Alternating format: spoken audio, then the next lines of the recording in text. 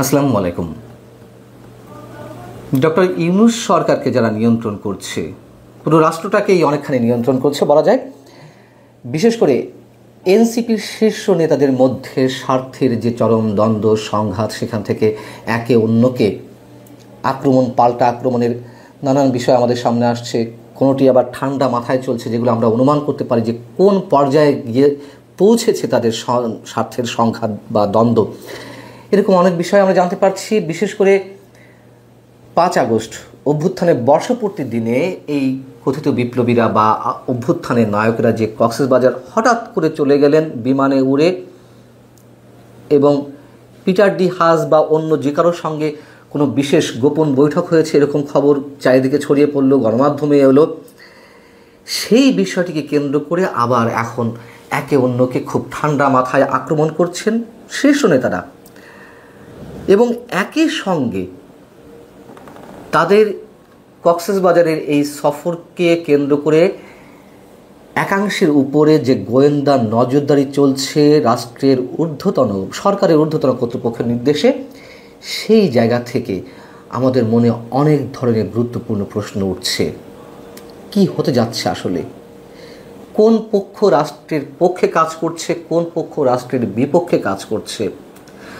সরকারের ঊর্ধ্বতন কর্তৃপক্ষ বা কারা, যারা হাসনাত আবদুল্লাহ, সার্জিস আলমের উপরে গোয়েন্দা নজরদারির নির্দেশ দিয়েছেন,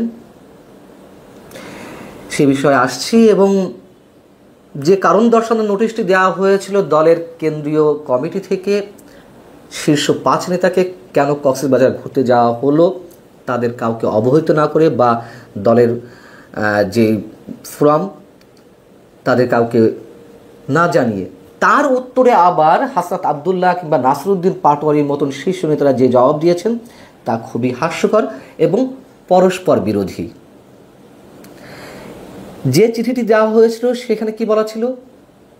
সেখানে উল্লেখ করা ছিল মোটামুটি এরকম যে দলের আহ্বায়ক কিংবা সদস্য সচিব বা দলীয় পর্ষদ, তারা কেউ জানতো না এই 5 জন কোথায় যাচ্ছেন না যাচ্ছেন, অতএব তাদেরকে সশরীরে উপস্থিত হয়ে দলের আহ্বায়ক নাহিদ ইসলাম অথবা সদস্য সচিব আখতার হোসেনের সামনে ব্যাখ্যা দিতে হবে। তার জবাবে প্রথমে আমি একটু নাসিরউদ্দিন পাটোয়ারির ব্যাখ্যাটা তুলে ধরি।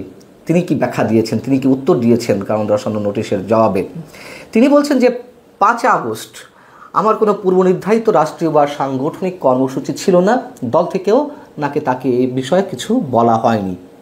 এবং তার আগের রাত অর্থাৎ 4 আগস্ট হাসনাত আবদুল্লাহ তার কোচিং অফিসের একজন সহকারীর ফোন দিয়ে আমাকে জানায় যে সে তার স্কুল বন্ধুদের সঙ্গে 2 দিনের জন্য ঘুরতে যাবে, এবং আমি তাকে আহ্বায়ক মহোদয়কে বিষয়টি অবহিত করতে বলি। সে বলে যে হ্যাঁ, আমিও জানাবো, আপনিও জানাবেন।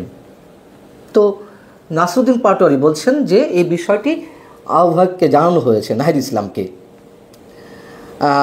এবং সদস্য সচিবের সঙ্গেও ফোনে যোগাযোগ করেন। সেখানে দল থেকে 3 জন প্রতিনিধি যাচ্ছেন, এজন্য তাদের কোনো কাজ নেই। এ কারণেই তিনি নাকি ঘুরতে গিয়েছিলেন। কেন ঘুরতে গিয়েছিলেন? এই ঘোরার লক্ষ্য ছিল রাজনীতির ভবিষ্যৎ দিক নির্দেশনা নিয়ে একান্তে চিন্তাভাবনা করা। সাগর পাড়ে বসে আমি গভীরভাবে ভাবতে চেয়েছি গণ অভ্যুত্থান, নাগরিক কমিটি, নাগরিক পার্টির কাঠামো, ভবিষ্যৎ গণপরিষদ এবং একটি নতুন গণতান্ত্রিক সংবিধানের রূপরেখা নিয়ে। এগুলো নিয়ে ভাবতে সাগর পাড়ে যেতে হয়, আমরা শিখলাম।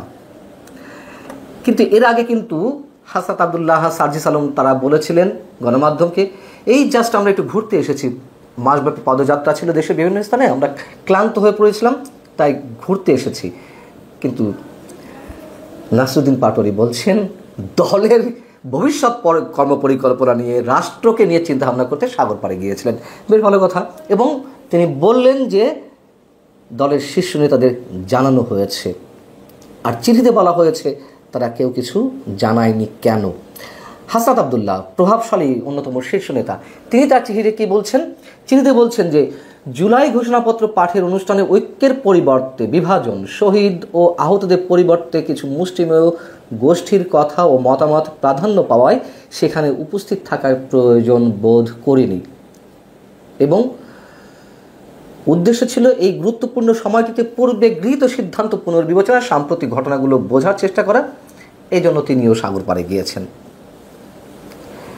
আর দলীয় শীর্ষ নেতাদের অর্থাৎ আহ্বায়ক কিংবা মেম্বার সেক্রেটারি সদস্য সচিবকে জানানোর ক্ষেত্রে তিনি বলছেন যে নাসিরুদ্দিন যেহেতু সেই সময় পার্টি অফিসে ছিলেন, আমি নাসিরুদ্দিনকে জানিয়েছিলাম এবং তিনি নিশ্চিত করেছেন যে তিনি আহ্বায়ককে জানিয়েছেন।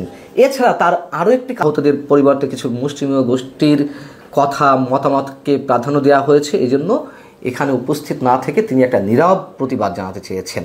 এগুলো তিনি তার চিঠিতে উল্লেখ করেছেন। এদিকে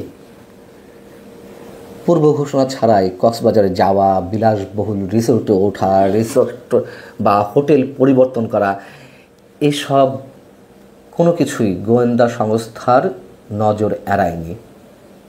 পরিস্থিতি এমন পর্যায়ে পৌঁছেছে যে ডিজিএফআই, সামরিক গোয়েন্দা সংস্থা ডিজিএফআই, রাষ্ট্রীয় গোয়েন্দা সংস্থা এনএসআই, এই গোয়েন্দা সংস্থাগুলো সহ একাধিক সংস্থার সদস্যরা গত 2 দিন ধরে এই যে আলোচিত 5 শীর্ষ নেতা তাদের গতিবিধির উপরে কড়া নজর রাখছে।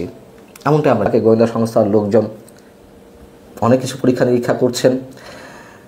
হোটেলে যে সিসিটিভির ফুটেজ সেগুলো তারা সংগ্রহ করে খতিয়ে দেখছেন যে দেশি বিদেশি কোনো নাগরিকের সঙ্গে বৈঠক হয়েছে কিনা। আমরা জানি না এর পরবর্তীতে কোনো বয়ান দেওয়া হবে কিনা যে না, কারোর সাথে দেখা হয়নি, কারোর সঙ্গে বৈঠক হয়নি। আবার হাসনাত আবদুল্লাহ কিন্তু বলছেন যখন তারা বিমানবন্দরে গেলেন কক্সবাজার যাওয়ার উদ্দেশ্যে, যেহেতু তারা একটি ফ্লাইটে গেছেন, সেখান থেকেই বিশেষ গোয়েন্দা সংস্থার লোকেরা তাদের গতিবিধি নজরদারিতে রাখে এবং তাদের বিভিন্ন ছবি সংগ্রহ করে নাকি বিভিন্ন গণমাধ্যমে তারা সাপ্লাই দেন। হাসনাত আবদুল্লাহর অভিযোগ এবং গণমাধ্যমে যে বিষয় এসেছে, যুগান্তর এই যে গোয়েন্দা নজরদারির বিষয়টি প্রথমে ব্রেক করেছে নিউজটি। যুগান্তর বলছে যে এই বিষয়টি একাধিক গোয়েন্দা সংস্থার সদস্য তাদের কাছে স্বীকার করেছে এনসিপির এই শীর্ষ নেতাদের উপরে নজরদারির বিষয়টি। তারা নাকি বলছেন যে ঊর্ধ্বতন নির্দেশে আমরা কক্সবাজারে অবস্থানরত এনসিপি নেতাদের গতিবিধির উপর নজর রাখছি, যদি এখনো পর্যন্ত তাদের কারোর সঙ্গে বৈঠকের নির্দিষ্ট প্রমাণ পাওয়া যায়নি। যেটি বলছিলাম যে তাদেরকে আবার হোয়াইট করে তোলার জন্য মানে কোনো কোনো গোয়েন্দা সংস্থা আবার এ ধরনের কোনো বক্তব্য দেয় কিনা আমরা জানি না, ধারণা করতে পারি। আবার হতেও পারে ঊর্ধ্বতন কর্তৃপক্ষ নির্দেশে। এখন সেই ঊর্ধ্বতন কর্তৃপক্ষকে কারা মেনটেন করছে, কাদের হয়ে কাজ করছে এই ঊর্ধ্বতন কর্তৃপক্ষ?